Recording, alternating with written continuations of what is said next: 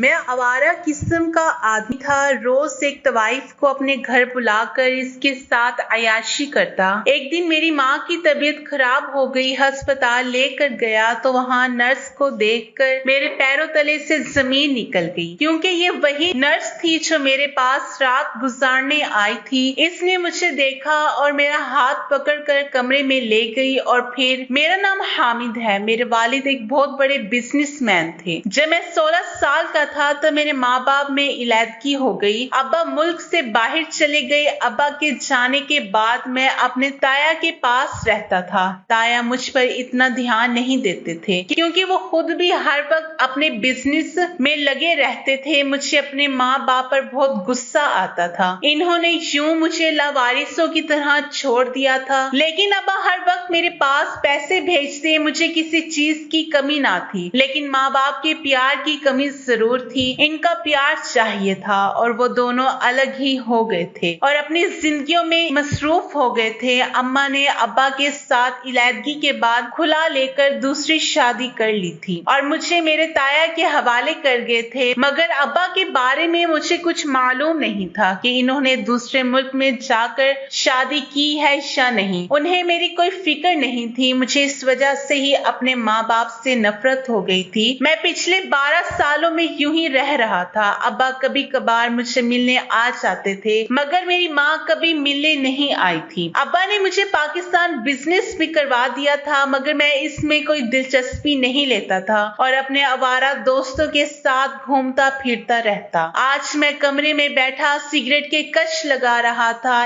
इतने में मेरे मोबाइल पर कॉल आने लगी। मैंने गहरी सांस ली और कॉल कट कर दी। क्योंकि मेरा मूड नहीं होता था, मैं अपने अब्बा की कॉल नहीं उठाता था। न जाने क्यों वो मुझे कॉल करके नीचा दिखाना चाहते थे। इन्हें बस यही होता था कि मैं इनका बेटा हूँ, लेकिन वो मुझसे हमेशा आगे रहे। मुझे हमेशा इनकी जरूरत महसूस हुई और इन्होंने कभी मुझसे मोहब्बत ही नहीं की थी। इनकी मोहब्बत लेने के चक्कर में मैं इनसे नफरत कर बैठा था। कुछ अरसे पहले ही मैं अपने ताया से अलग हो गया था और अपने अलग घर में रहता था। जब जहाँ दिल होता चला जाता। जब ताया के घर था तो अपनी मर्जी से कहीं नहीं जा सकता था, मगर अब मैं पूरी तरह से आजाद हो चुका था। मैंने फिर से सिगरेट निकाली और कश लगाने लगा। मुझे याद था जब मैं बचपन में मेरे अब्बा सिगरेट पीते थे तो मुझे बहुत बुरा लगता था कि मेरे अब्बा सिगरेट क्यों पीते हैं, लेकिन अब सिगरेट पीना मेरा नशा बन चुका था। अगले दिन मेरी 12 बजे आंख खुली। मुझे कुछ नहीं याद था। मैं बाहर आया तो सामने अब्बा का दोस्त बैठा हुआ था। मैंने गुस्से में इनकी तरफ देखा, क्योंकि जब भी मैं अब्बा से बात ना करता तो अब्बा अपने दोस्त को मेरे घर लाजमी भेजते ताकि वो मेरी खैर खैरियत पता कर सके। अंकल मुझे कहने लगे, बेटा तुम्हें अपने बाबा से इतनी नफरत क्यों है? वो तुमसे बात करना चाहते हैं, मगर तुम हो कि इनकी कोई बात सुनने को तैयार नहीं हो। वो कह रहे थे कि आजकल तुम बहुत बिगड़ रहे हो। अगर तुमने अपनी यही हालात रखे तो वो तुम्हें कोई खर्चा नहीं देंगे। इनकी बात सुनकर मैंने लापरवाही से कहा, तो इन्हें बोलो मत दें। मैं कौन सा पहले भी इनकी मिन्नतें करता हूँ कि मुझे कुछ दें। अगर वो नहीं देंगे तो मेरा खर्चा मेरे दोस्त उठा लेंगे। अंकल हैरत से मेरी तरफ देखते हुए कहने लगे, तुम ऐसे तो नहीं थे, तुम तो अपने अब्बा की हर बात मानते थे। इनकी बात सुनकर मैंने हंसते हुए कहा, अब्बा भी तो पहले वाले नहीं रहे। जो मैं बदल गया हूँ वो भी तो बदल गए हैं। जो कुछ मैं करता हूँ अपनी मर्जी से करता हूँ। मैं भी अपनी हरकतों से बाज नहीं आऊंगा। अब आप जा सकते हैं और अब्बा को कह देना इनका बेटा इनके लिए मर गया है। अंकल मुझे देखकर गुस्से में कहने लगे, अपने अब्बा का मुकाबला करोगी? मैंने कहा, हाँ मैं किसी का भी मुकाबला कर सकता हूँ, मुझे कोई रोक कर दिखाए। वो कहने लगा, अपने बाप के टुकड़ों पर पलकर तुम अपने बाप का मुकाबला करोगे? ये बात याद रखना कि तुम अपने बाप के बिना कुछ भी नहीं हो। मैंने गुस्से में कहा, हर बेटा ही अपने बाप के टुकड़ों पर पलता है। मैं कोई अनोखा नहीं हूँ, मुझे पालना इनका हक है। वो बोले, तुम नाफरमान औलाद हो। वो ये कहकर चले गए, मगर मुझ पर इनकी किसी बात का असर ना हुआ था। थोड़ी देर बाद ही मेरा दोस्त आ गया और कहने लगा, वो आज रात मेरे घर आएगा। मैं जानता था वो मेरे घर क्यों आना चाहता है। मैंने इसकी बात सुनकर इस बात में सर हिला दिया, क्योंकि मेरे दोस्त अक्सर मेरे घर में ही मौज मस्ती किया करते थे और इसी वजह से मैं भी बिगड़ गया था, क्योंकि यहाँ पर कोई भी नहीं होता था। पहले मैं इन्हें इग्नोर कर देता था, फिर आहिस्ता आहिस्ता मुझे मजीद इन्होंने बिगाड़ दिया। दिया और अपने साथ हर बुरे काम पर मुझे भी लगा दिया। मैं इनके साथ रह रहकर बहुत खराब हो गया था, मगर मैं कोई भी बिजनेस करने का सोच रहा था। यही सोचकर मैं ऑफिस चला गया।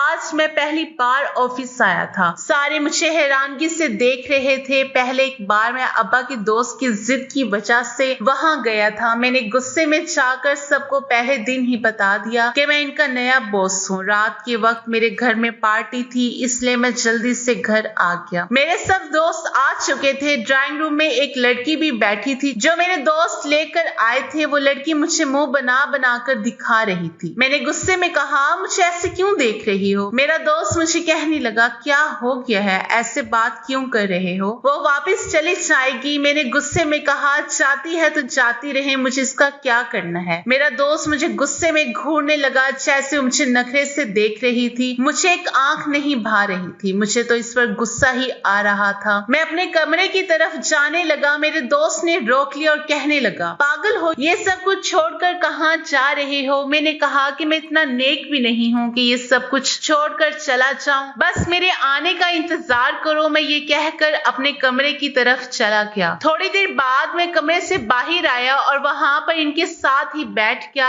अगले दिन सुबह के वक्त मेरी आंख खुली। मेरे सर दर्द से फट रहा था। मैंने मोबाइल उठाकर टाइम देखा तो 8 बज रहे थे। मुझे हैरत हो रही थी, मैं इतनी जल्दी उठ कैसे गया। खैर, मैं उठा, फ्रेश हुआ और ऑफिस के लिए तैयार हो गया। सारा दिन ऑफिस में गुजार कर रात को वापस घर आया और अपने दोस्त को कॉल की और इससे पूछा, आज नहीं आना क्या? वो कहने लगा, अगर तुम कहते हो तो कोई और लड़की पकड़ कर आ जाते हैं। मैंने इससे कहा, ठीक है, अभी आ जाओ। अब तो मुझे अजीब सी आदत होती जा रही थी। अब अब्बा ने भी मुझे कॉल करनी छोड़ दी थी और ताया भी हाल चाल नहीं पूछते थे। अब मुझे बिल्कुल ही खुली आजादी मिल गई थी। हर वक्त मेरे हाथ में सिगरेट होती थी। हर रोज लड़कियां मेरे पास शाम गुजारने आती थी। अब तो मेरी रूटीन यही बन गई थी। मुझे किसी की कोई परवाह ना थी। मुझे खुद तो ये मालूम नहीं होता था लड़कियां कहाँ से आती हैं। बस मुझे इतना पता होता था कि मेरे दोस्त इन्हें कहीं से खरीद कर लाते हैं और मैं इन्हें पैसे दे देता हूँ। वक्त यूं ही गुजरता रहा। फिर एक रोज रात के वक्त मैं लॉन में खड़ा सिगरेट पी रहा था। थोड़ी देर बाद मुझे एहसास हुआ जैसे जैसे कोई मेरे कमरे में है। मैं लॉन से अपने कमरे की तरफ आया। मैं सामने देखकर मैं दंग रह गया। हैरत से मेरी आंखें खुली की खुली रह गईं। मुझे बिल्कुल भी उम्मीद ना थी कि मेरे अब्बा यूं अचानक मुझे बताए बगैर ही वापस आ जाएंगे। वो मुझे देखकर कहने लगे, ये घर को तुमने क्या बनाया हुआ है? मैंने गुस्से में कहा,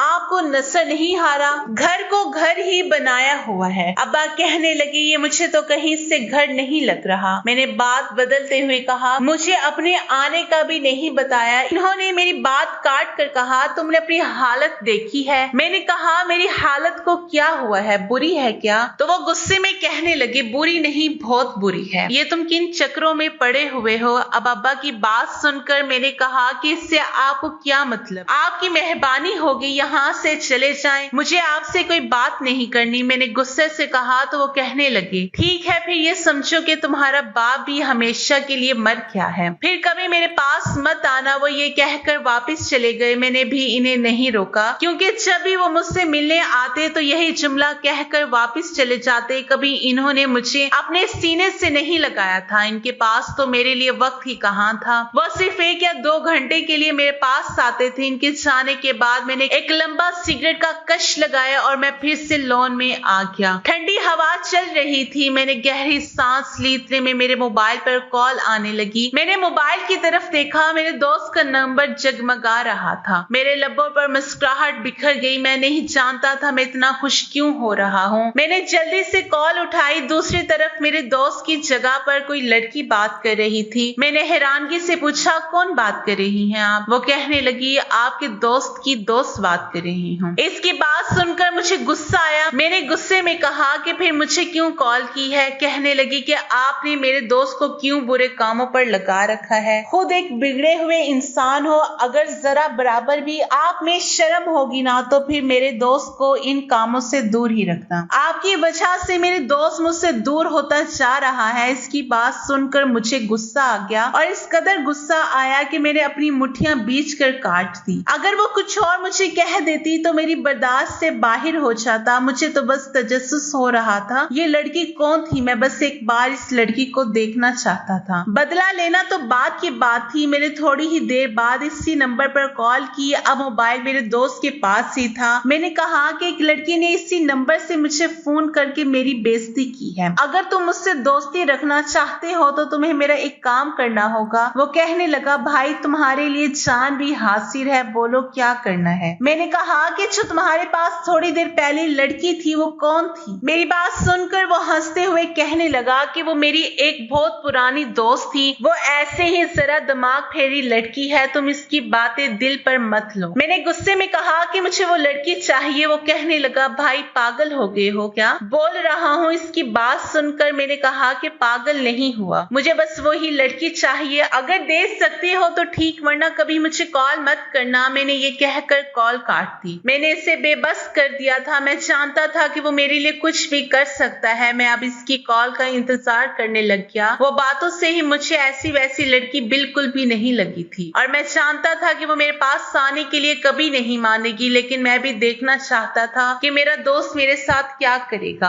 अगले दिन मैं ऑफिस से वापस आया। सामने मेरा दोस्त आया हुआ था। मैंने संजीदगी से इसकी तरफ देखा, फिर सोफे पर जहाँ एक डरी हुई लड़की बैठी हुई थी। मेरा दोस्त मेरा बाजू पकड़कर मुझे साइड पर ले गया और कल वाली बात पर हाथ जोड़कर माफी मांगने लगा और कहने लगा, मेरी खातिर इस लड़की को भुला दो, वो नहीं आ सकती। हाँ, मगर मैं ये लड़की लाया हूँ। मैंने अपनी दोस्ती खातिर कल वाली लड़की भुला दी और मैं इसी नई लड़की को देखने लगा। वो मुझे बहुत अजीब सी लग रही थी। चेहरे पर मासूमियत छाई हुई थी। डर की वजह से इसके हाथ कांप रहे थे जिन्हें वो छुपा रही थी। मेरा दोस्त कहने लगा कि कल सुबह मैं इसे आकर ले जाऊंगा। वो ये कहकर वहां से चला गया। मैं इस लड़की की तरफ गया तो वो रोती हुई मेरे आगे हाथ जोड़ने लगी। मैंने गुस्से में कहा, ये ड्रामा मुझे मत दिखाना। वो रोती हुई कहने लगी, मैं ऐसी वैसी लड़की नहीं हूँ। मैंने हैरत से इसकी तरफ देखा। इसकी आंखों से मोटे मोटे आंसू निकल रहे थे। वो कह रही थी, प्लीज मेरे पास मत आए। मैंने इसकी तरफ कदम बढ़ाए मगर वो पीछे होती हुई सोफे पर गिरी। मैंने गुस्से में कहा, क्या हो गया है, पागल हो क्या। मैंने गुस्से में कहा तो वो रोती हुई कहने लगी, खुदा के लिए मुझे यहाँ से जाने दें। आपने जितने पैसे में मुझे खरीदा है मैं सारे पैसे वापस कर दूंगी। वो रोती हुई कहने लगी, मुझे इस आदमी को वापस मत करना, प्लीज आप मुझे यहाँ से जाने दें। वो रोती हुई मेरे पाँव में गिर गई। मैंने इसे कंधों से पकड़कर उठाया और कहा कि देखो, मैंने किसी के साथ आज तक जबरदस्ती नहीं की, तुम रोना बंद करो। मैंने बेसाख्ता इसके आंसू साफ कर दिए। वो पीछे हुई इसकी आंखें लाल हो रही थी। मैंने कहा, मैंने बोला है ना मैं आपको कुछ नहीं करूंगा। वो कहने लगी, वो लड़का मुझे ले जाएगा, इसने मुझे खरीदा हुआ है। शायद वो मेरे दोस्त की बात कर रही थी। मैंने कहा, कोई भी नहीं ले जाएगा,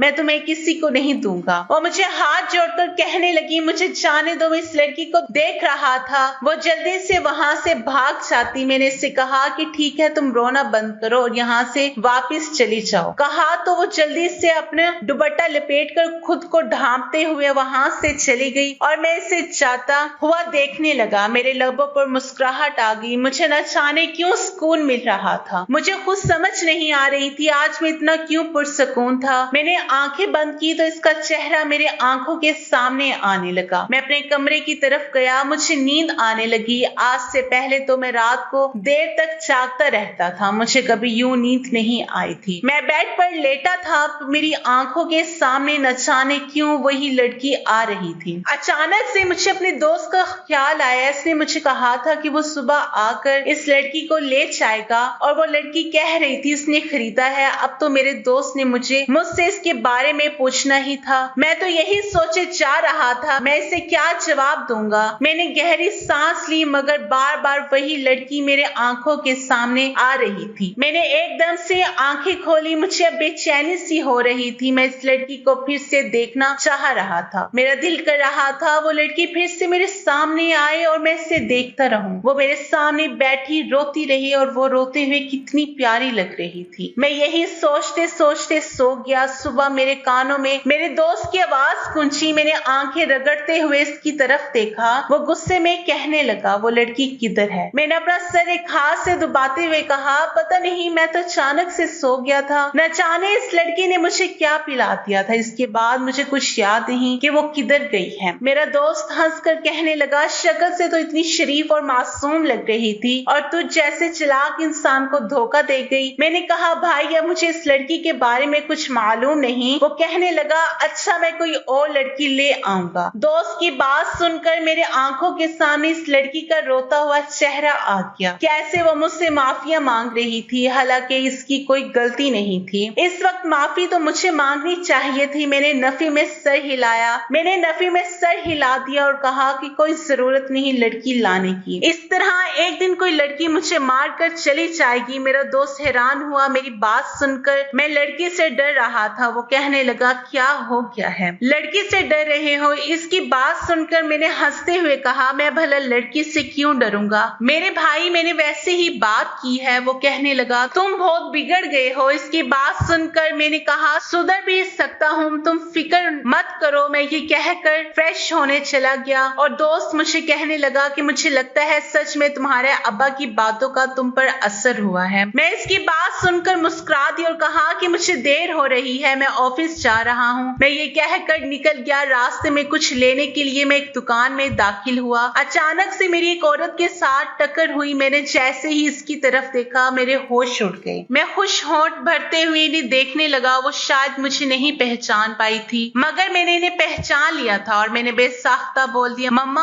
आप। जब उन्हें मम्मा कहा तो वो हैरानगी से मेरे मुंह की तरफ देखने लगी। मैं इनके सीने से लग गया। मैंने हमेशा से सोचा था कभी अपनी माँ से बात नहीं करूंगा, मगर इन्हें सामने देखकर न जाने मुझे क्या हो गया था। मैं दुकान पर ही माँ के सीने से लगकर रोने लग गया। कितने अरसे की उदासी मेरे अंदर भरी हुई थी। मुझे सुकून मिलने लगा। थोड़ी देर बाद मैं इन्हें घर ले आया। वो बिल्कुल खामोश थी। मैंने इनकी तरफ देखते हुए कहा, क्यों मुझे छोड़कर गई थी? वो कहने लगी, मुझे माफ कर दो बेटा, छोड़ने के बाद मैं भी सुकून की जिंदगी नहीं गुजार सकी। मैं बहुत शर्मिंदा हूँ, न जाने मुझे क्या हो गया था। मैंने तुम्हारे अब्बा के साथ जिद लगा ली थी कि मैं इनके बिना रह सकती हूँ। मुझे इनके साथ नहीं रहना, इस वजह से ये सब कुछ हुआ था। बेटा मुझ में हिम्मत नहीं हुई थी कि कभी मैं तुम्हारा सामना कर सकूं। मैंने गुस्से में कहा, तो फिर छोड़कर क्यों गई थी? तो वो कहने लगी, बेटा मुझे अभी जाना है, मैं वादा करती हूँ कुछ दिनों बाद मैं हमेशा के लिए तुम्हारे पास आ जाऊंगी। वो ये कहकर जाने लगी। मैंने नफी में सर हिलाया और कहा, मत जाए मुझे छोड़कर, मैं आपके बाद दोबारा जीना छोड़ दूंगा। आपकी वजह से मैं ऐसा हुआ हूँ। मेरा दिल बहुत घबरा रहा था,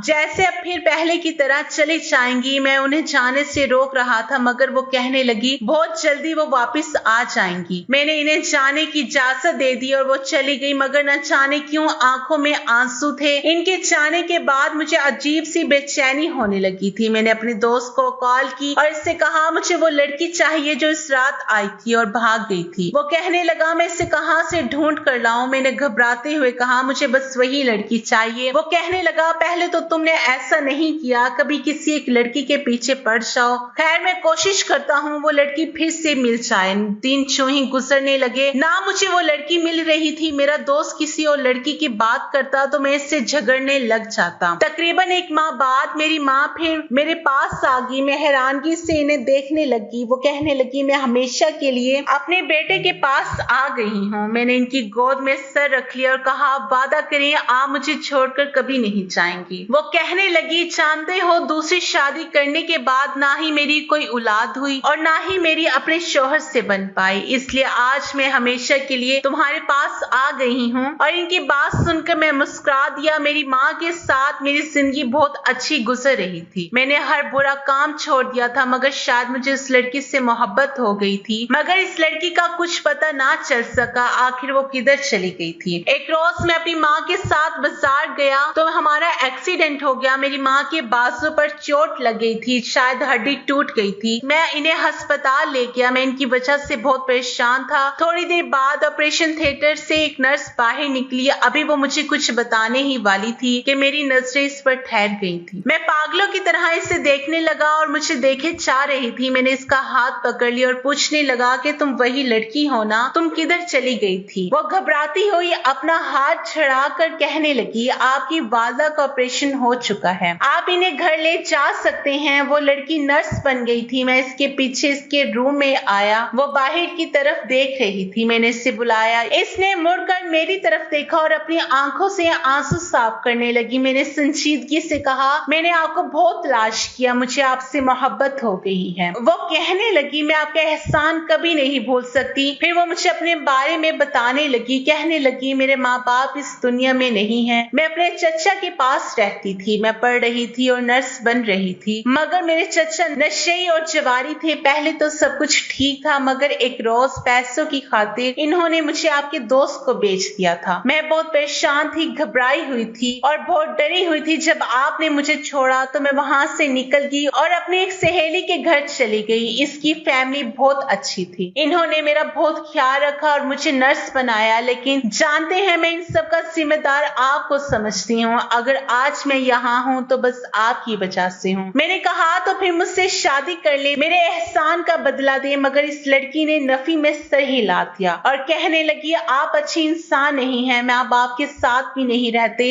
इसकी बात सुनकर मैंने कहा, नहीं, अब मैं अपनी माँ के साथ रहता हूँ, अब्बा के पास भी जाता हूँ, सब गलत काम भी छोड़ चुका हूँ। इस रात के बाद कुछ भी नहीं किया, सुधर गया हूँ। और जानती है, मैं इन सब की वजह आपको समझता हूँ। जब मैं छोटा सा था तब माँ बाप में इलादगी हो गई। माँ ने भी छोड़ दिया, बाप भी दूसरे मुल्क चला गया। मैं अकेला हो गया था। फिर मुझे कोई कुछ नहीं कहने वाला था। जहाँ दोस्त ले जाते चला जाता था। अब्बा पैसे भेज देते थे। मैं खुद भी अय्याशी करता और अपने दोस्तों को भी करवाता था। वो खुद बिगड़ा हुआ था। मगर जिस रात आप आई थी मेरे पास, उस रात मुझे बहुत अजीब लगा। आपके आंसू देखकर, आपको रोता हुआ देखकर मुझे कुछ हुआ था। मैं इतना रहम दिल नहीं था जो आपको छोड़ देता, मगर आपके आंसू ने मुझे मजबूर कर दिया। वो मेरी तरफ देखी जा रही थी। शायद इसे बिल्कुल भी यकीन नहीं आ रहा था कि मैं सच में ऐसा हो गया हूँ। मैंने गहरी सांस लेकर इसकी तरफ देखा और इसके कदमों में बैठ गया। इसे यकीन दिलाया कि मैं अब एक अच्छा इंसान बनकर इसके साथ अपनी जिंदगी गुजारना चाहता हूँ। यूं मेरी मिन्नतें करने के बाद वो मेरे साथ शादी करने के लिए मान गई। मैं जब माँ को घर लेकर आया तो इन्हें इस लड़की के बारे में बताया। वो भी शादी के लिए मान गई। मैं बहुत खुश हुआ और जल्दी मेरी इस लड़की के साथ शादी हो गई। मैं अक्सर इसका शुक्रिया अदा करता हूँ। अगर वो ना होती तो आज न जाने मैं कहाँ होता। मुझे बहुत अच्छा लगता है। मुझे पता चल गया था कि एक अच्छा इंसान बहुत से लोगों को अच्छा बना देता है और इस लड़की की एक मुलाकात ने एक बिगड़े हुए लड़के को सुधार दिया था और आज मेरी वजह से मेरे सारे दोस्त भी सुधर गए थे। आज मैं अपनी बीवी रमशा और अपनी माँ के साथ हंसी खुशी जिंदगी जी रहा हूँ। तो ये थी आज की हमारी कहानी। वीडियो अगर पसंद आए तो लाइक और शेयर जरूर कीजिएगा।